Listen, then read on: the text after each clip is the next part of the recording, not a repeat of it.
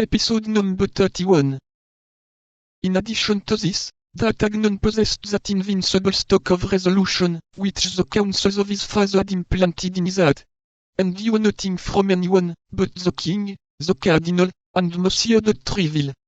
He flew, then, rather than walked, towards the convent of the Camps Ditchoses, or rather Distrokes, as it was called at that period, a sort of building without a window, surrounded by barren fields, an accessory to the Proclux, and which was generally employed as the place for the duels of men who had no time to lose.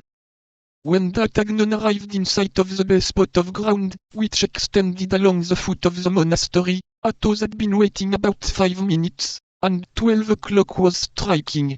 He was, then, as punctual as the Samaritan woman, and the most rigorous casuist with regard to duels could have nothing to say.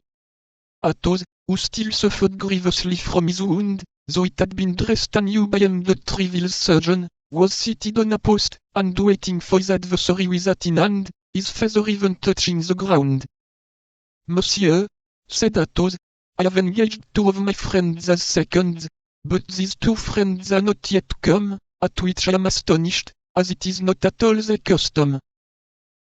I have no seconds on my part, monsieur, said D'Artagnan, for having only arrived yesterday in Paris, I as yet know no one but Monsieur de Treville, to whom I was recommended by my father, who has the honor to be, in some degree, one of his friends. Athos reflected for an instant. You know no one but Monsieur de Treville? He asked. Yes, monsieur, I know only him. Well, but then, continued Athos, speaking after himself, if I kill you, I shall have the air of a boy slayer.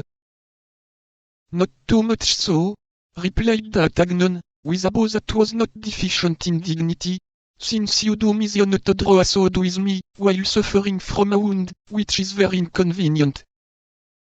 Very inconvenient, upon my word, and you hurt me devilishly, I can tell you. But I will take the left hand, it is my custom in such circumstances. Do not fancy that I do you a favor, I use either hand easily. And it will be even a disadvantage to you. A left-handed man is very troublesome to people who are not prepared for it.